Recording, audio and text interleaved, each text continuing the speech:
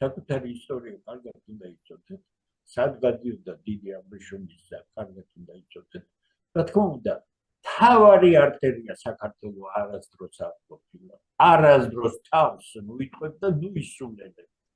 იყო რაღაც გზები, რა თქმა უნდა, თქვენ წარმოიდგინეთ ახლა ქართულ წყაროებში საუბარია იმაზე, რომ ქვემო სვანეთზე გადიოდა აბრეშუმის გზა.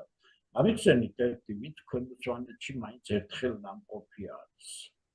ქვემო სვანეთში როგორ უნდა მოხვდე ჩრდილოეთიდან, რა უნდა გადალახო? დიახ არა, მე არა მარტო ქვემო სვანეთი ვიცი, მე ზემო სვანეთი ვიცი და მთელი კავკასიონი ვიცი, იალბუზიდან 4000 მეტრიდან მაქვს ნანახი, უშბის მეორე მხარე, მთელი ფანტასტიკა. მე ამას ვერასდროს ვერ წარმოვიდგენდი თუ ასეთი გამოუგნებელი სურათი იქნებოდა, მით უმეტეს, როცა პირდაპირ უშბის უკანა მხარეს უყურებ, უკვე იალბუზიდან კავკასიონი აკეთებს ფანტასტიკურ კალს, ფაქტობრივად შემოbrunდება.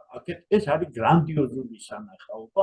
ამიტომ ამიხსენით ერთი, რომელი ქარავნები მოძრაობდა ქვემო სვანეთის გავლით ჩრდილოეთისკენ. აბა სხვაგან სად უნდა წავიდეს, ვერ გავიგე, ქვემო სვანეთში რა ეს საბოლოო პუნქტია. ამიტომ თავმოტყუებული ქართველები საკუთარი ისტორიიდან არავითარი აბრეშუმის გზა საქართველოში არასდროს არ ყოფილა. რაღაც ტრასები იყო, მაგრამ კიდე გეუბნებით ეს სულ სხვა თემაა საუბარი.